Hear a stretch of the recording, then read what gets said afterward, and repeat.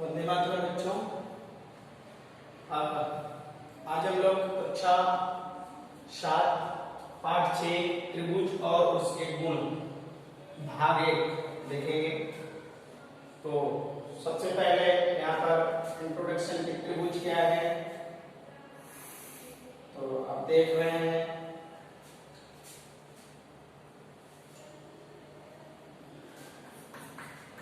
त्रिभुज तो 3 सरल रेखाखंडों से घिरी हुई आकृति को त्रिभुज कहते हैं। 3 सरल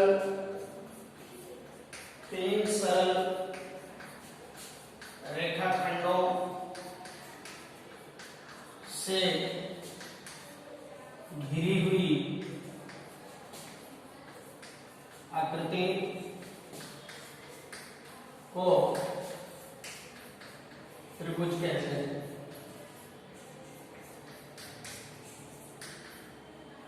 त्रिभुज क्या है? 3 सरल रेखाखंडों से जो घिरी हुई आकृति है वो त्रिभुज कहलाती है। ठीक है। अब हम त्रिभुज की भुजाएं देखेंगे। तो त्रिभुज में देखिए ये और ये, इसका नाम दे दीजिए ए बी सी। इसकी भुजा है ए बी बी सी सी ए। फिर त्रिभुज के कोण देखिए, त्रिभुज के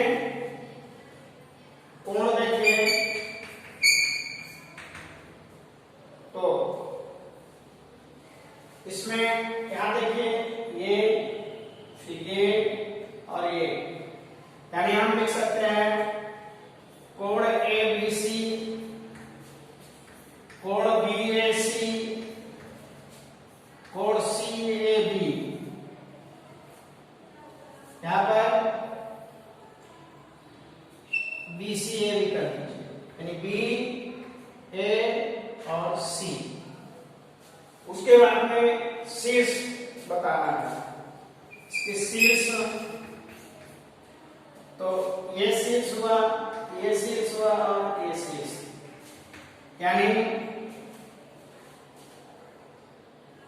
ए बी और सी ये त्रिभुज के शीर्ष हैं।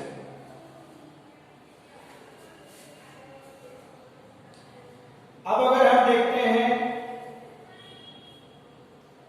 भुजाओं के आधार पर त्रिभुज, भुजाओं के आधार पर, यानी त्रिभुज के प्रकार में बात करें तो 2 प्रकार के त्रिभुज होते हैं। एक भुजाओं के आधार पर त्रिभुज के प्रकार,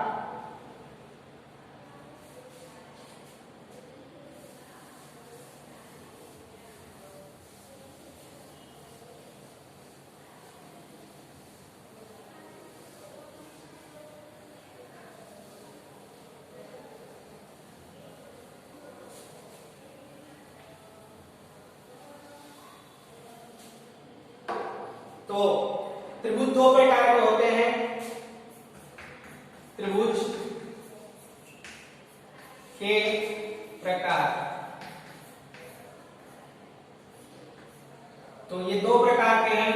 नंबर 1 भुजा के आधार पर,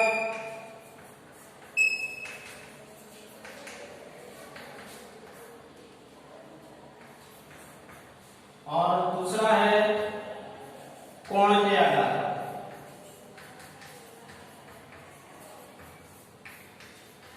यानी त्रिभुज 2 प्रकार के होते हैं।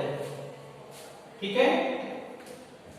भुजा के आधार पर अगर हम देखेंगे तो त्रिभुज जो है ये 3 प्रकार के होते हैं। 3 प्रकार के। ठीक। पहला होगा समबाहु, समबाहु त्रिभुज। ठीक। दूसरा होगा समद्विबाहु त्रिभुज।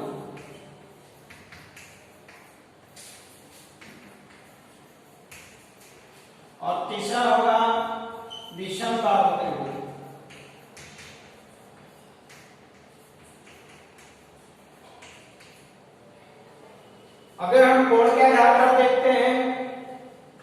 तो एक होगा समकोण,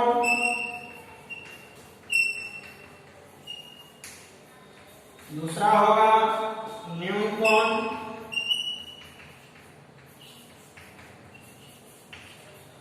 और तीसरा होगा अधिक कोण त्रिभुज।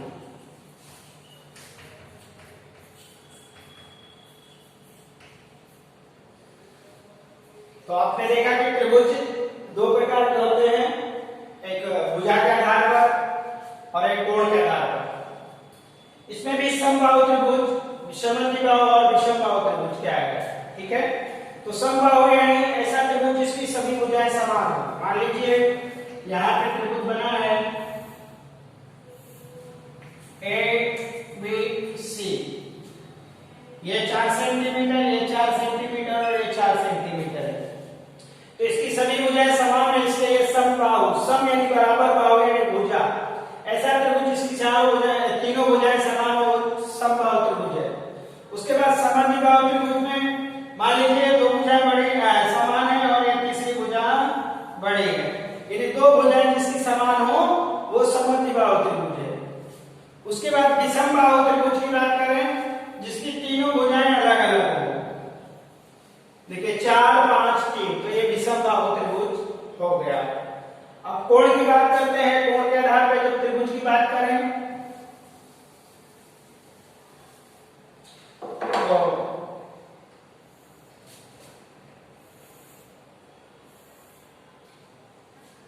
ए बी सी, देखिए यहां पर ये देखिए 90 डिग्री बना रहा है, तो और बाकी के कोण इसके न्यून कोण हो गए।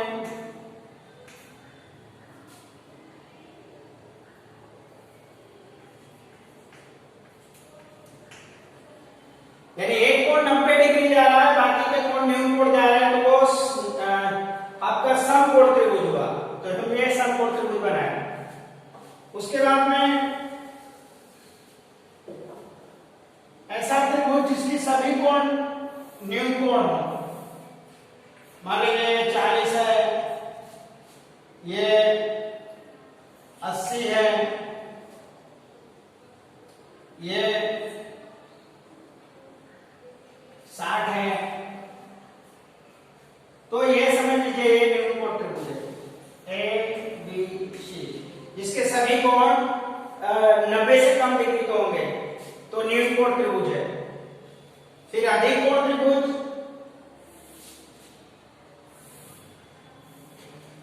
मान लीजिए 120 डिग्री है, ये 20 डिग्री है, ये 40 डिग्री है। तो ऐसा त्रिभुज जिसमें एक कोण 90 से अधिक होगा, बाकी के दो कोण न्यून कोण होंगे, वो आपका अधिक कोण त्रिभुज कहलाएगा। तो ये था त्रिभुज और उसके प्रकार।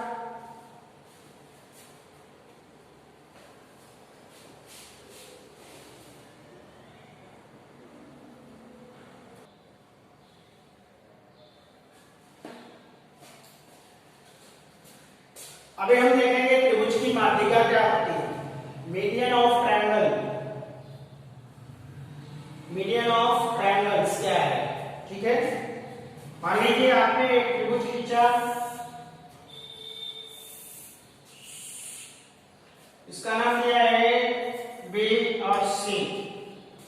उसके बाद में यहां से एक ये हमने लाइन खींची और इसका नाम हमने दिया है एम। तो जो ये एम है वो बीएम और बीएमसी को, यानी बीएम बराबर एमसी के, क्यों, जो ये एएम रेखाखंड है, एएम रेखाखंड ये बीसी को दो समान भागों में बांट रही है। तो इसलिए हम जो बीएम है, जो हमारी एएम है, एएम ये हमारी माध्यिका हो जाएगी, एएम हमारी माध्यिका हो जाएगी, और बीएम और एमसी ये दो समान भागों में बट जाएंगे। यानी हम कह सकते हैं कि कि जो हमारी एडी हमारी एम है वो बीसी और बीसी के मध्य बिंदु ये एम पर काटती है, तो ये जो है इसकी माध्यिका होगी, यानी एम जो होगी वो इसकी माध्यिका होगी। ठीक है, दूसरा बनाते हैं। जैसे मान लो हमने यहां लिखा एक्स वाई जेड, इसकी माध्यिका के बना ली, तो हम यहां पर मान लीजिए हमने किया के, तो एक्स के जो है वाई और जेड को, यानी वाई के बराबर के जेड, और इसकी माध्यिका हो गई के एक्स माध्यिका हो गई।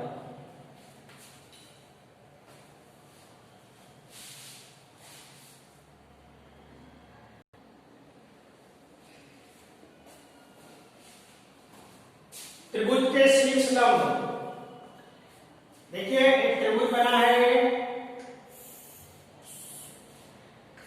A B C. ठीक है, जो त्रिभुज एबीसी है इसमें हम क्या करते हैं कि मान लीजिए यहां से हम एक ऐसा खींच दिए और ऐसा बंद बना दिए और इसका नाम हमने दे दिया एम। तो जो एम है वो बीसी के सम्मुख भुजा की जो ए है, यानी कोण ए पर ये जो है लंब बना रही है, तो इसे हम कह सकते हैं कि जो है एल है ये शीर्ष लंब है, शीर्ष लंब है। ठीक है, अब जैसे कि यहां से भी हम एक शीर्ष लंब डाल सकते हैं, इसका नाम दे दीजिए एम दे दीजिए, तो ये सीएन जो है शीर्ष लंब है। यहां से भी एक शीर्ष लंब बना सकते हैं, इसे के नाम दे दीजिए, यानी बीके। कहने का मतलब है कि जो शीर्ष है, एक शीर्ष से एक ही लंब खींचा जा सकता है, तो 1 2 3 शीर्ष और शीर्ष लंब बन सकते हैं। तो त्रिभुज के शीर्ष लंब हुए। ठीक है, शीर्ष लंब एक अंत बिंदु है, त्रिभुज के एक शीर्ष पर और दूसरा अंत बिंदु सम्मुख भुजा वाली रेखा पर स्थित होता है। ये जो शीर्ष लंब है इसे सम्मुख भुजा पर ये स्थित है।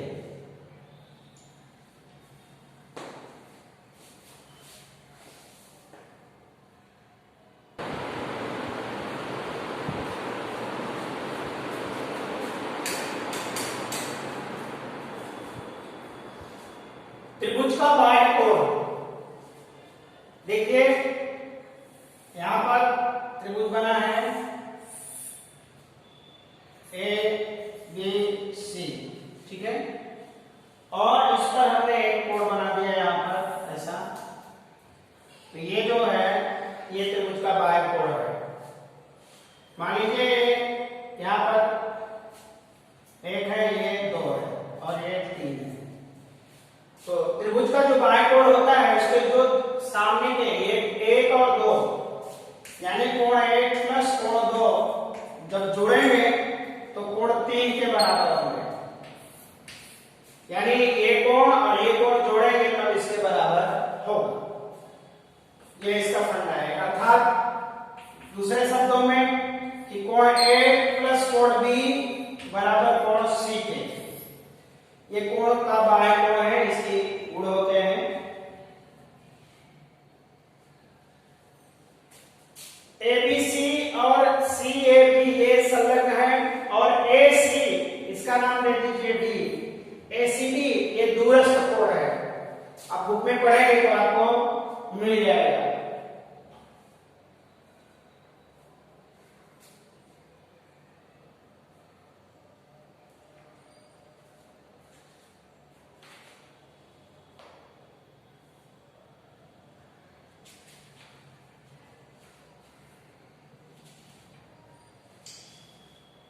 त्रिभुज के तीनों कोणों का योग 180 डिग्री होता है, ये हमें पता है। अच्छा, मान लीजिए अगर हमें इसकी वैल्यू मान लीजिए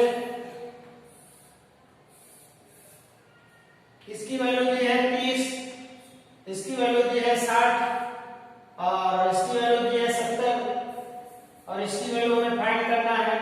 तो हम इन दोनों को जोड़ देंगे, 60 प्लस 70 बराबर 7 6 13, कितना हुआ 130। तो इसकी वैल्यू आ जाएगी 130। ठीक है, ऐसे हम निकाल सकते हैं।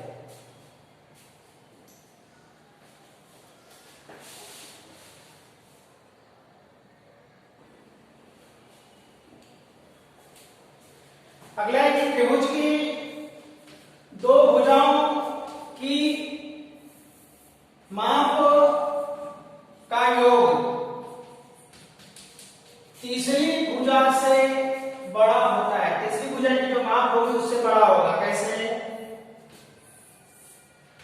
मान लीजिए ये 3 है, ये 4 है, तो ये जो अगली भुजा होगी वो ऑटोमेटिक मान लीजिए ये 5 है। तो ए बी सी, त्रिभुज की पहली भुजा है 3, दूसरी है 4, जोड़ दीजिए आया 7 और तीसरी भुजा देखिए 5। तो ये 5 से बड़ी है, यानी 7 बड़ी है 5 से। यानी कि त्रिभुज की दो भुजाओं का माप का योग है। इन दो भुजाओं को जोड़ेंगे तो तीसरी भुजा होगी उससे बड़ी होगी। मान लीजिए ये दिया है 7 और ये दिया है 8 और यहां दिया है 3। अब इन दोनों को जोड़ दीजिए या इसको जोड़ दीजिए। जैसे 7 प्लस 8 करिए 15 आया और तीसरी भुजा हो गई 3, इससे बड़ा है। या आप ऐसे कर दीजिए, 8 और 3 जोड़िए 11 आया, तो अभी तीसरी भुजा हमारी 7, तो 11 7 से बड़ा है। ये 15 3 से बड़ा है। यानी कह सकते हैं कि त्रिभुज की दो भुजाओं की माप का योग तीसरी भुजा के माप से बड़ा होता है। तो ये हमारे सारे सूत्र थे। अब नेक्स्ट वीडियो 6.1 देखेंगे नेक्स्ट वीडियो में। जय हिंद, वंदे मातरम।